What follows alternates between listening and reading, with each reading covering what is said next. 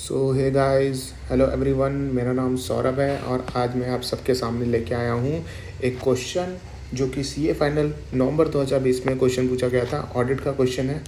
तो क्वेश्चन ये है कि ये जो क्वेश्चन बेस्ड है वो स्टैंडर्ड ऑन ऑडिटिंग के ऊपर बेस्ड है। तो फटाफट ये क्वेश्चन हम लोग कवर कर लेते हैं। तो क्वेश्चन स्टार्ट होता है कि जीएसएन कंपनी एक चार्टर्ड अकाउंटेंट है। जीएसएन कंपनी एक चार्टर्ड अकाउंटेंट्स है और उन्हें अपॉइंटेड किया गया है एज अ स्टैट्यूटरी ऑडिटर। कौन सी कंपनी में? मैप लिमिटेड में। तो मैप लिमिटेड में जीएसएन कंपनी एक स्टैट्यूटरी ऑडिटर अपॉइंट हुए हैं फॉर द फाइनेंशियल ईयर 1920 में। तो ऑडिट टीम है जो जीएसएन कंपनी की, उन्होंने ऑलरेडी कंप्लीट कर दिया ऑडिट को और यहाँ पे वो लोग क्या कर रहे हैं, वहाँ पे बना रहे हैं audit report. Management of the company has also prepared a draft annual report. Management ने क्या बना के रखा है? Already draft annual report already बना के रख दिया है। और ऑडिट और जो टीम है उन्होंने ऑडिट अपना कंप्लीट कर दिया और प्रोसेस प्रोसेस कर रहे हैं अपना ऑडिट रिपोर्ट बनाने में ये लोग लगे हुए हैं। ऑडिट इंचार्ज जो है was going through a draft annual report going through कर रहे थे और ऑब्जर्व करते हैं कि जो company has included an item in annual report indicating downward trend in the market price of the की commodities raw material as compare to the previous year. मतलब ये है कि ऑडिट इंचार्ज जो थे वो ऑडिट एनुअल रिपोर्ट का draft जब चेक कर रहे थे, जब पढ़ रहे थे, गो थ्रू कर रहे थे, तो उन्होंने ऑब्जर्व किया कि जो कंपनी ने इंक्लूड किया है ऐसे आइटम अपने एनुअल रिपोर्ट में जो इंडिकेट कर रहा है downward trend in a market price of the की कमोडिटीज़। तो की कमोडिटीज़ जो है कि रॉ मटेरियल जो है उनके ना डाउनवर्ड ट्रेंड है, मार्केट प्राइस में डाउनवर्ड ट्रेंड है as compare to the previous year में। लेकिन यहाँ पे however the actual profit margin of the company was reported in financial year has gone in a reverse direction. जो actual जो profit margin है वो कैसा है? वो एक्चुअल मार्केट प्राइस जो है मार्जिन है, प्रॉफिट जो मार्जिन है वो रिवर्स डायरेक्शन में गई है।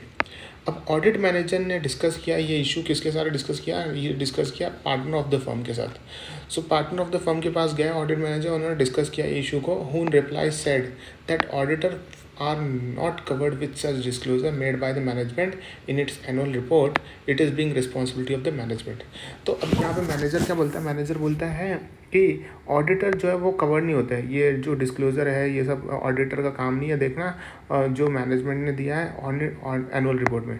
तो जो भी मैनेजमेंट ने एनुअल रिपोर्ट में जो भी डिस्क्लोज़र किए हैं वो ऑडिटर का काम नहीं है वो चेक करने का। ऐसा कौन बोलता है? ऐसा बोलता है the partner of the firm. तो यहाँ पे क्वेश्चन ये है कि do you think that partner is correct in this approach on the issue? Discuss करना है with reference to relevant standard auditing duties with regard to the reporting. So ये standard auditing है ऐसे 720 के ऊपर बेस्ड है। 720 बहुत इंपॉर्टेंट एसेज है। तो 720 बोलता है कि इसका नाम क्या है? इसका नाम है the auditor's responsibilities in relation to other information. Auditor की क्या रिस्पॉन्सिबिलिटीज़ बनती है in relation to other information? तो description of the trend in a market price of description, यहाँ पे क्या डिस्क्रिप्शन हो रहा है of the trends in the market price of the की कमोडिटीज और raw material is an example of amounts और other item that may be included in other information. यहाँ पे डिस्क्रिपेंसी हो रही है। तो डिस्क्रिपेंसी हो रही है यहाँ पे किसमें? Trends in the market price of the की कमोडिटीज़ या फिर रॉ मटेरियल में। ये एग्जांपल बनता है। एग्जांपल किस चीज़ का बनता है? एग्जांपल या फिर amount other item that may be included in the other information की कैटेगरीज में ये चीज़ें आ जाती हैं। अब यहाँ पे ऑडिटर जो है वो डिस्कशन करता है किसके साथ? मैनेजमेंट के साथ about the material inconsistent. The auditor discussion with the management about material inconsistency और other information that appears to be materially misstated may include requesting management to provide a support for the basis of management statement in other information। ये paragraph बोलता है कि auditor discussion करता है, किसके साथ करता है डिस्कशन? मैनेजमेंट के साथ, कि क्या कोई मटेरियल इनकन्सिस्टेंसी है और अदर इन्फॉर्मेशन दैट में appears to be materially misstated. क्या कोई मटेरियल इनकन्सिस्टेंसी है या फिर कोई अदर इन्फॉर्मेशन है जो अपीयर होते हैं to be materially misstated. That may include management से यहाँ पे रिक्वेस्ट करेगा auditor to provide a support for the basis of management statement in other information, कि जो भी स्टेटमेंट मैनेजमेंट ने दिया है, मैनेजमेंट ने जो भी स्टेटमेंट दिया है अदर इन्फॉर्मेशन को लेके मैनेजमेंट ने जो भी स्टेटमेंट दिया है अदर इन्फॉर्मेशन को लेके, उसके लिए यहाँ पे आपको एक मैनेजमेंट वालों आपको देना पड़ेगा, उसका सपोर्ट देना पड़ेगा। मतलब जैसे सपोर्टिंग डॉक्यूमेंट लगाते हैं ना, तो आपको एक प्रूफ देना पड़ेगा to provide a support for the basis of management. आप कौन से बेसिस पे ये मैनेजमेंट स्टेटमेंट दे रहे हो, ये ऑडिटर यहाँ पे डिस्कशन करेगा मैनेजमेंट के साथ। Based on the management further information, based on managements further information और एक्सप्लेनेशन, जो भी फर्दर इन्फॉर्मेशन या फिर एक्सप्लेनेशन मैनेजमेंट देता है, उस इन्फॉर्मेशन के बाद ऑडिटर यहाँ पे सेटिस्फाई हो सकता है, may be satisfied that other information is not materially मिसस्टेटेड। तो जो भी इन्फॉर्मेशन देता है या फिर एक्सप्लेनेशन कौन देगा, मैनेजमेंट देगा। यहाँ पे ऑडिटर यहाँ पे सेटिस्फाई हो जाएगा। Auditor may be satisfy, may not be satisfied कि जो इन्फॉर्मेशन जो है वो इज़ नॉट मटेरियली मिसस्टेटेड।